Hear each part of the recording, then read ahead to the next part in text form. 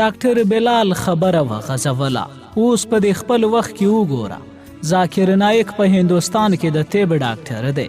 هغه لویې مناظرې جوړوي، له خلکو سره په سړه سینه بحثونه کوي، په استدلال او په منطق باندې خلک د اسلام دین ته رابولي او په خپل کار کې کامیاب دی. هر ځل چې دی وینا کوي یو څو کسه هندوان او عیسویان ضرور مسلمانېږي. ډاکټر ولاړ، خو د هغه خبرې مې په ذهن کې تاوېدې راتاوېدې. دغه شعر مې په ذهن کې بیا بیا راګرځېده. دا جهان د خدای له عشقه پیدا کړی، دا جهان د خدای له عشقه پیدا کړی، د جملو مخلوقاتو پلار دی. دا د مور مینا د نیکه محبت مې را یادېدل، اکا مې را یاد شو. زما په پام هغه څومره بد سړی و، خو همدا چې ذبیح الله ورته زما حال ویلی و چې دی ژوندی دی، په منډه یې ځان د بابا ته رسولی و چې را سره خبرې وکړي. ما تل د خدای د غضب او قهر په باب فکر کړی و، تل د هغه له ذاته ویرېدم. ما چې په دعا کې د جنت غوښتنه کوله، هغه هم د دوزخ له ویرې وه. خو عرفان چې د خدای په باب خبرې کوي، لکه د مینې رابطه چې ورسره ولري، همداسې په خوند او په شوق خبرې کوي. پر سبایي مینه راغله چې زما حیاتي علایم وګوري. د نورو ورځو په څېر ویرېدله، خو زما په زړه کې پخوانی کرکه نه وه پاتې. پر همدې ورځ ما ته په کوټه کې د ګرځېدو اجازه راکړل شوه. ښه په ښه مې روغه شوې وه، لکه ماشوم چې نوی تګ زده کوي. همداسې مې په کراره یوه پښه مخته کوله او بیا بله. د افراطو کړیو مجبورولم چې شواړ وګرځم، پښې مې سره لرې ونیسم. زه تر هر څه پر دې خوښ وم چې نور په خپله تشناب ته تللی شم. زه له شرمه خلاص شم او سالم خوارکي زما له عذابه د لامبېدلو اجازه هم راکړه. زما د کوټې په خوا کې ښه لوی تشناب او حمام و. حمام ته ولاړم، قریب 1 ساعت مې پکې تیر کړ. ځان مې ښه پاک ومینځه، ایله چې د لمانځه پر خوند پوهه شم. دا دونه وخت چې مې لمونځ کوه خورا ځورېدم چې په ناولي بدن مې د الله جل جلاله عبادت کوه. بله ورځ ډاکټر عرفان راته ټي وي او سی ډي راوړه. ما ورته وویل زه دغه ناروا کارونه نه کوم. هغه وپوښتلم ګوره دا قلم ښه شی دی که بد؟ ښه شی؟ هغه په مسکا ویل ګوره چې بیا غلط شوې، زه به په قلم باندې سپکې سپورې ولیکم یا به کوپري خبرې پرې ولیکم، نو بیا قلم ښه شو که بد؟ دلته تا قلم غلط استعمال کړی دی، بدي ستا ده. بس دا هم د قلم په شان یوه وسیله ده، که ښه استفاده دې ځینې وکړه ښه شی دی، او که بده استفاده دې وکړه بد دی. ما درته د ذاکر نایک سی ډي راوړې ده، یو ځل یې وګوره، پښیمانېږې به نه. سی ډي چالان کړه، دی ولاړ. په سی ډي کې خورا لوی جوماتو، تر 1.5 به زیات کسان ورته ناست وو. ډاکټر نایک راغی، دنګ نری غنم رنګ سړی، نری ګیری، اوږده خړ دریشي پر تن، نیکټایي په غاړه، سپینه خولۍ پر سر، خبرې په انګریزۍ کولې، خو په پښتو هم ترجمه شوې وې. خلکو پوښتنې کولې، دی ځوابونه ویل. په اکثره خبرو کې به د قرآن د آیاتونو او سورتونو نمبر او نوم یادوه چې دا خبره د قرآن کریم په دغه صورت او په دغه آیات کې راغلی ده. بیا به په هماغه بحث کې د انجیل او تورات د آیاتونو ذکر وکړ چې په دې باره کې د انجیل پلانکي آیات داسې ویلي دي او په تورات کې داسې راغلی دي. عجبه فصاحت او بلاغت یې درلود او حافظه خو یې نو ماشاءالله. خبرې ډېرې د کار خبرې وې، خو یوه یې بیخي نادره وه. په قرآن کې خدا خبر راغلی ده چې په انجیل او په تورات کې د نبی کریم صلی الله علیه وسلم د راتګ بشارت ورکړل شوی دی. په انجیل کې د احمد ذکر شوی چې منظور یې ستایل شوی، یعنی محمد دی. خو نایک ویل چې د هندوانو په کتاب کې هم د محمد صلی الله علیه وسلم د راتلو زیری شوی.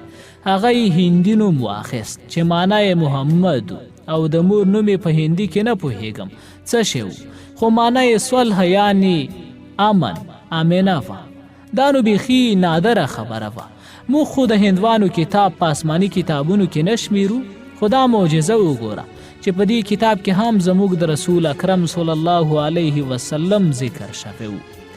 د ډاکټر عرفان خبره رښتیا وه. د دې مناظرې په پای کې د خلکو له منځه 5 کسان راولاړ شول چې موږ ته کلمه راوښایه. دومره خوشحالي مې په ګرد عمر کې نه ولیدلې. نایک مې ډېر خوښ شو. له ځان سره مې وویل چې دغه سړي خو په رښتیا چې د دین حق یې ادا کړی. پر سبایي ما ډاکټر عرفان ته د سیډي په باب خپل تاثر بیان کړ. ورته ومې ویل چې باور مې نه کېده چې داسې به وشي. موږ هندوانو سره په څنګ کې هم نه تیریږو. خو نایک وګوره چې هندوان او عیسویان خپل مجلس ته وربللي وو. زه چې ورته ګورم اسلام ته یې ډېره ګټه ورسوله ځکه چې هغوی یې مسلمانان کړل. ډاکټر وویل که د ګټې او تاوانه تیر شو نو بله خبره هم شته. رحمان بابا فرمای واړو ته د ځان په نظر ګوره که دانایي. واړو ته د ځان په نظر ګوره که دانایي. ای عبدالرحمانه جهان ټول عبدالرحمان دی.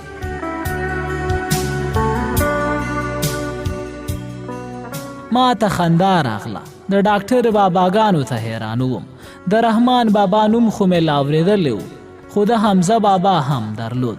ډاکټر ویل که څوک له خدای سره مینه ولري نو د خدای له مخلوقاتو سره به هم مینه وکړه. هغه روایت خو به دې اورېدلی وي. وایي کومه بدکاره ښځه وه ټول عمر یې په فحشاو کې تیر شوی و. یوه ورځ یو سپی ویني چې له تندې جل وهلی او په مرګي حال دی. ښځه له لرې ځایه په خپله موزه کې ورته اوبه راوړي او سپی له مرګه ژغوري. وایي الله پاک د همدې کار په بدل کې د هغې ګناهونه ورته معاف کړل. دا خو حیوانو نو فکر وکړه چې د انسان سره مینه به څومره اجر ولري. یو بل روایت دی چې کوم هندو په غزني کې اوسېده. مسلمانانو هغه ځوراوه. هغه بهلول ته شکایت وکړ. وایي بهلول د سلطان محمود غزنوي ورو. هغه یو فقیر ملنګ سړی و. بهلول ورغی. د ماښام جمع تیاره وه. ټولو په ده پسې اقتدا وکړه.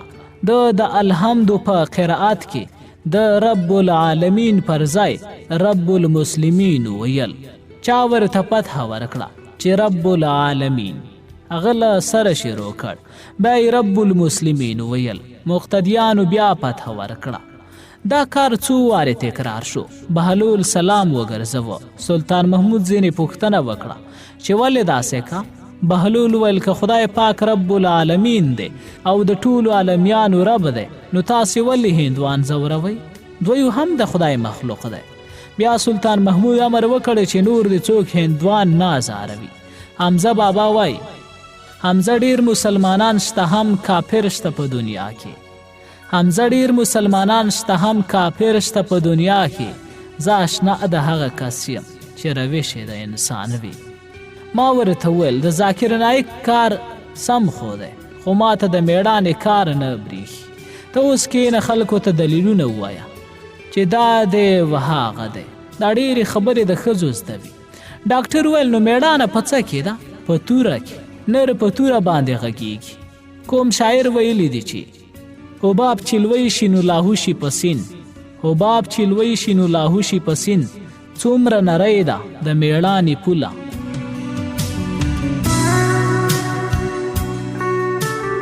عبدالستار اشنا د میړانې پوله ډېره نری ده لکه د اوبو په سر حباب. که حباب د خپل اندازې نه لږ غټ شي نو په سین کې ډوبېږي. چوي د منځه ځي ختمیږي. حباب د غټېدو تاب نه لري. میړانه که تر حده زیات شي نو د حماقت په سین کې ډوبېږي. اوس نو د دې فرق چې یو څوک میړنی دی که احمق ګران دی. ډېر خلک په خپل ګمان کا چې میړني دي. حال دا چې د دویو په میړانه کې نور خلک خپل مقصدونه لري. زما په ګمان میړانه په کار کې ده. میړانه په فکر کې ده. موږ چې په یوه لوې ځمکه باندې یو بل سره وژنو د خبرو زغم نه لرو. دویو په فکر باندې خپل مشکل نه حلوي. بس په نه خبره ورور سره ولي. زموږ خلک خو دې ته هم میړانه وایي چې خپل ورور ووژني. تر غرمې پورې مې د ډاکټر په خبرو غور کاوه. ټولې راته سمې ایسېدې. غرمه مهال محسن راغی. پر تندي لاس راکېښود. ویې ویل نور به له تا څخه تحقیق نه کوم. ستا د ژوند ټوله کیسه مې واورېدله. ما ګمان وکړی چې ډاکټر عرفان به ورته ویلي وي خو هغه زما د چپرکټ له پښې څخه یو کوشنی ګردی شی راویست.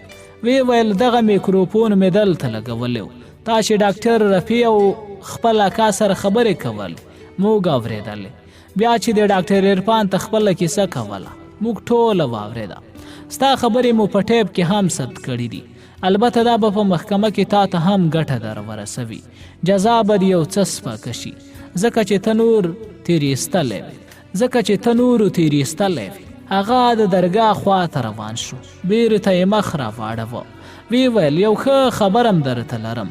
دې نه وروسته ته اجازه لرې چې د فامیل سره دې په ټلیفون کې خبرې وکړي. له اکا سره مې هره جمعه خبرې کولې. کله کله تورکې هم را سره غږېده. تر دې وروسته مینه په ورځ کې یو ځل راتله. هغه هم لکه زما پر حال چې پوهه شوي وي. راڅخه نه وېرېدله.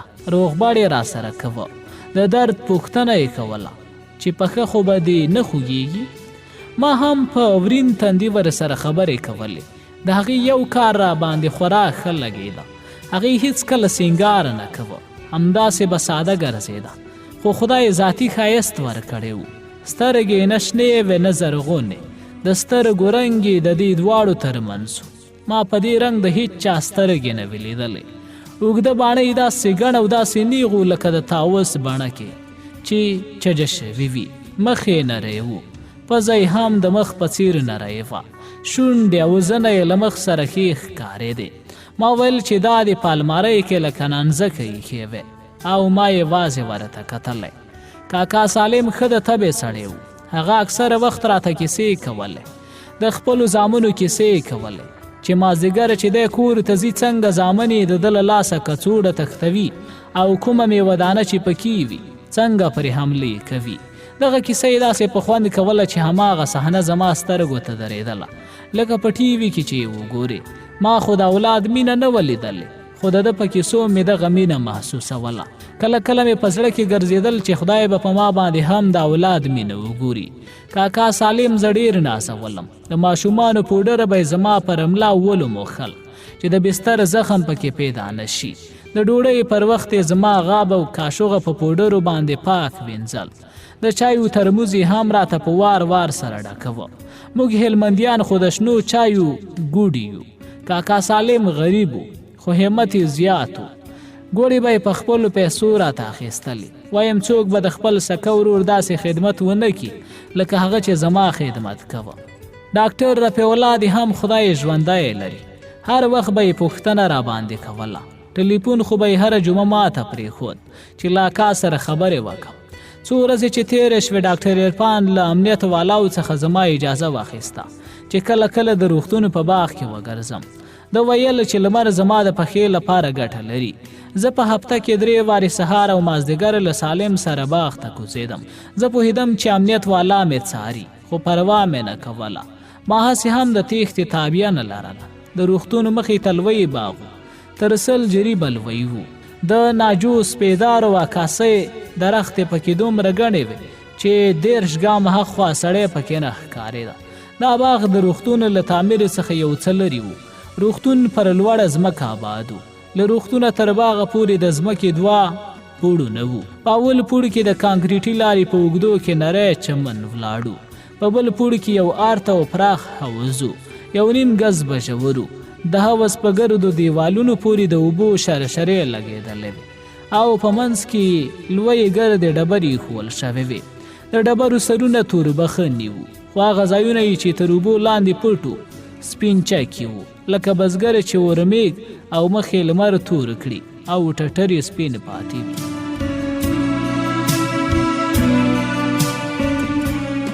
موږ د حوض په شاوخوا کې ګرځېدلو چې ستړي به شو. د ګلاب او د سرو او ژیړو مرسلو په منځ کې پر چوکیو کې ناستلو. د مازدیګر نری شمال د شرشرو په منځ کې تېرېده او د اوبو خوږ بوی تر موږ را رسوه. ساه مې چې اخیستله ګمان مې کوه چې دا خوندوره لمده هوا مې د سږو تل ته ننوځي. د نسترن سپین ګلان د درختې د زرغونو پاڼو په منځ کې لکه ستوري په اسمان کې ځلېدل. د اوبو شرار او د ګلاب وږم سخت خوند راکوه. ډاکټر بلال د ذاکر نایک د سیډیګانو په کتلو روږدی کړی و. هغه راته ځینې کتابونه هم راوړي وو. یو پکې د ساینس او قرآن کتاب و. په دې کتاب کې خورا په زړه پورې خبرې وي، هغه څه چې ساینس اوس کشف کړي وي د الله په کلام کې 1400 کاله پخوا ذکر شوي وو. د دې کتاب په لوستلو مې فکر وکړ چې هغه استفاده چې باید موږ له قرآنه کړې وې نورو کړې ده. یو څو ورځې وروسته یو ډول اوتر غوندې وم، لکه یو شی چې مې ورک کړی وي، چې ښه پسې وګرځېدم پوهه شوم چې دا 2 ورځې مینه نه ده راغلې. زه دومره بدل شوی وم او په خپله هیڅ نه وم پوهه شوی، ولې هغه نجلۍ چې ما پخوا ورڅخه کرکه کوله دومره نږدې راته ښکارېده چې زه ورپسې خفه وم. پخوا مې هېڅکله د ونو او ګلانو پر لیدو خوند نه و اخیستی. اکا په سرای کې د شبۍ ګلان کرلي وو، ما یې وږم محسوسوه خو پر خوند یې نه پوهېدم. خو اوس مې په دې ټولو کې خوند لیده. آن د مازدیګر د لمر زیړو وړانګو خوند راکوه چې ډېر فکر مې وکړ ما یوازې په ماشومتوب کې د خوند تجربه کړې وه، هغه هم خورا لنډه موده. زه چې کوچنی وم د بسکټو د ژاولو رنګه کاغذان مې راټولول، په دې کاغذانو رنګه تصویرونه وو، له هغې څخه مې خوند اخیست. هغه چې تورکي راڅخه پټول او یا یې څیرل او ما به هغه وهه. زه په همدې سوچ کې وم چې ډاکټر عرفان راغی. ما د مینې پوښتنه ځینې وکړه چې ولې نه راځي. هغه ویل ناڅاپه چې په یاد شي چې رایاد شي نو رایاد شي. هغه ویل ناڅاپه چې په یاد شي چې رایاد شي نو رایاد شي. ناڅاپه چې په یاد شي چې رایاد شي نو رایاد شي. پخوا خو داسې نه و، دا خو مینه راته ښکاري.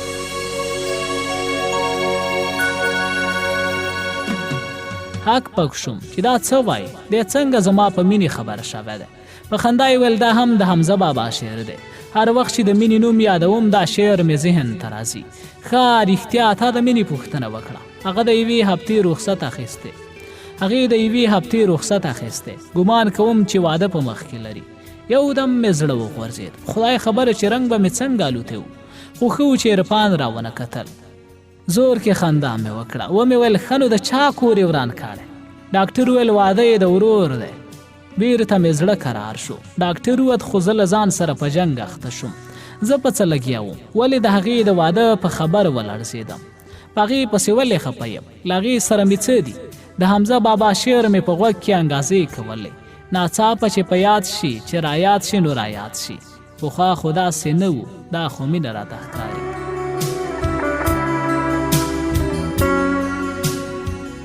ځان مې ملامت کړ. ما وګوره دا وګوره، هغه ښاري نجلۍ د مکتبه ده، نرسه ده او زه یو کلیوال هلک. زما او د دې کله سره جوړیږي؟ دا به زما په شان نوکران ولري. بیا که واده هم را سره وکړي نو زمینداورو ته به چیرې را سره ولاړه شي. نه، له دې مینې څخه څه نه بودیږي. بیا مې فکر وکړی چې دا ګردې خبرې یوې خواته، خو دا به څنګه کړې چې ته د حکومت په نظره مجرم یې، تا به له دې ځایه جیل ته بیایي. د فکر واګې رانه تللې وې چې هر څه مې کول پام مې بلې خواته نه شو اړولی. هر شي ته چې مې کتله د مینې سترګې پکې ښکارېدې. ډوډۍ ته مې خوا نه کېده، ټي وي مې چالانه وه، خو ژر یې نفس راتنګوه. که مې کتاب راخیسته 2-3 کرښې به مې ولوستلې، نور بیا ورباندې نه پوهېدم. یو وخت مې پام شو چې د کتاب څو مخه مې اړولې دي، خو چې تیر مخونو ته مې وکتل هیڅ مې نه و په یاد. په باغ کې مې هم زړه تنګېده. دا یوه هفته داسې وه لکه څو کلونه. د جمعې په ورځ مې له اکا سره خبرې وکړې. هغه ویل چې عادي دې ډېره پوښتنه کوي. هره ورځ ستا هغه دسمال چې له کوټې څخه دې رالیږلی و په سترګو موښي او ژاړي. موږ سبا در روانېږو. زه نه پوهېدم چې امنیت والا به اجازه ورکړي که یا. اوس نو په زړه کې مې 2 تندې وې، یوه د مینې او بله د عادي د لیدو. ما یې ښه حساب نیولی و چې مینه به پر شنبه راځي. هغه چې راغله نه پوهېږم پر ما څه شوي و. تر روغبړ وروسته یې وویل دا رنګ دې ولې داسې الوتی؟ ما ویل نه پوهېږم. ژبه مې بندېدله. په ټټر کې مې د تشې احساس کوه. ګمان مې کوه چې په سینه کې مې یو شی کم دی. سر را باندې ګرځېده. مینې د فشار اله را واخیسته. نبض او فشار یې را وکتل. وی ویل اوهو دا نبض دې څنګه تیز دی؟ ته به خو به دې نه وه؟ ما ویل یا ته به خو مې نه وه، فشار دې ښکته دی. ته ودرې چې ډاکټر را وبوله. هغه په ډاکټر پسې ولاړه، خو خبره نه وه چې د دې رنځ دوا په خپله ده. 10 دقیقې وروسته ډاکټر عرفان راغی. په خندا یې ویل انډیواله څه خبره ده؟ وایي فشار دې ښکته شوی. هغې مې هم نبض او فشار وکتل. وی ویل هیڅ خبره نشته بابا، زه یې ورخطا کړم. زه پوهېږم چې ټوله ګناه د مینې ده. حیران وم چې ډاکټر زما په مینې څه پوهه شوی دی. برخه مې ویل د مینې. هغه وویل خود دا یوه هفته چې په رخصت تللې وه هر څه یې هیر کړي دي. ستا فشار بیخي سم دی، نبض دی برابر دی. هغه وایي چې فشار یې ښکته دی. ایله چې زړه مې خپل ځای ته راغی. ډاکټر ویل نن به دې د پښې اکسرې واخلو، که هر څه سم نو د افرات وخت پوره دی، وبه یې باسو. د هغه خبرې داسې مړاوې کړم لکه پر سکروټو چې اوبه وشیندې. زړه مې غوښتل چې نور هم په روغتونو کې پاتې شم. په زړه کې مې دعا کوله چې د هډوکي ترمیم نه وي پوره شوی. عجبه دنیا ده، سړی پر مریضۍ خوشحاله وي. وروسته مینه راغله، دوسیه یې راواخیسته، ویې ویل درځه چې اکسرې ته ولاړ شو. دا مخته شوه، زه ورپسې. په موږ پسې د امنیت والا وو. یوه خبره مو هم سره ونه کړه، خو بس پر همدې خوشحاله وم چې دا را سره ده. زړه مې داسې پرې ډاډه و لکه ټوله دنیا چې را سره وي. اکسرې سمه وخته. ډاکټر ویل چې سبا به افرات لرې کوي. ما ورته د مور او د اکا د راتلو خبره وکړه. ورته مې ویل چې د هغې تر راتګه دې صبر وکړي، خدای دې آباد لري. دغه ځواني هم را سره وکړه. بله ورځ مې اکا دوی را ورسېدل. ډاکټر عرفان له امنیت والاو څخه د ملاقات اجازه واخیسته. دا اول ځل و چې د اکا د لاسونو مچولو خوند راکړ. ادې خو په ژړاو سترګې سرې کړې وې. مینه راننوته، سر مې ښکته اچولی و. ادې ته مې وویل دا مینه ده، زما یې ډېر خدمت کړی. ادې ولاړه شوه، د مینې مخ یې په دواړو لاسو ونیو. شونډې د هغې پر تندي ولګولې، داسې ښکلوله چې ته وا څو کاله وروسته یې خپله سکه لور لیدلې ده. درګر دی ویل بلا دې وګرځم لورې، جار دې سم، قربان دې سم. هم راته خندا راغلې وه، هم ویرېدم چې پر مینې بده ونه لګي. غږ مې وکړ ادې مه یې ځوروه. هغه یې خوشې کړه. مینې ته مې وویل بښنه کوه. ادې مې کلیوالي چپې اخلي. مینې ویل پروا نه لري، خپلې مور به هم همداسې نازولم. غږ یې غریو نیولی و چې پورې ته مې وکتل د مینې پر سترګو اوښکې رغړېدې. ادې هغه په غېږ کې ټینګه کړه. ویې پوښتله ولې لورې؟ وارې دې سم، ولې ژاړې؟ هغې ویل هېڅ، همداسې مور مې را یاده شوه. مسافره ده. نه مورې، هغې سرطان درلود 5 کاله مخکې. ژړا نورو خبرو ته پرې نه ښوده. ادې هغه په غېږ پورې ونیوه. بیا یې پر سر لاس تېر کړ. د کوټې په بل سر کې چوکۍ ورته کېښوده. دواړه کېناستې. زه یې بیخي هېره شوې وم. له هغې سره یې جلا مجلس جوړ شو. ما هم د هغې خبرو ته غوږ نیولی و. هم مې له اکا سره دا غر ویشته او هغه غر ویشته. نیم ساعت د سترګو په رپ کې تیر شو. امنیت والا درګاه وټکوله چې دوی باید رخصت واخلي. ډاکټر رفیع الله را ورسېد. ادې او اکا یې خپل کور ته بوتلل. ادې د مخکې پر وخت په غوږ کې راته ویل ډېره ښه نجلۍ ده چې خفه یې نه کړې. بله ورځ ډاکټر بلال افراد خلاص کړ. پر سبا یې زما دوسیه امنیت والاو ته سپارله. په زړه باندې مې غمونه انبارو. نه پوهېدم چې حکومت به راسره څه وکړي، خو د مینې یادونو لکه د خواږه خوب اثر خوشحالولم. هغه شیبه را ورسېده چې زه یې له روغتون څخه بویولم. اکا وادې راغلي وو. له ډاکټر رفیع الله او کاکا سالم سره تر غاړې وتم. ډاکټر رفیع الله وویل چې په چارواکو کې یو څو کسان پیژني او زما سپارښتنه به ورته وکړي. ادې په یوه کونج کې د مینې لاس په لاس کې نیولی و او بنډار یې ورسره جوړ و. د اکا او بیا د ډاکټر عرفان لاسونه مې ښکوله کړل. ډاکټر خپل لاسونه شاته کړل. ویې ویل دا څه کوې؟ ما په ګناه مه اخته کوه. ورته ورغاړې وتم. ومې ویل تا د ژوند پر معنا پوهه کړم. ادې ښه ډېره شیبه په سینې پورې لګولی وم. ما یې لاسونه ښکول کړل. مینې ته مې وکتل. د خدای پامانۍ د ویلو وس راکې نه و. د هغې په لاس کې زما هماغه دسمال و چې ادې پکې ګلان ګنډلي وو. دا لومړی ځل و چې نیغ مو یو بل ته سره وکتل. بیخي سره سترګې په سترګو کې وو. په زړه کې مې ورته وویل ما ته به انتظار وکړې. هغې سترګې ټیټې کړې او ما د هو مطلب ځینې واخیست. پای کابل 14 زمري 10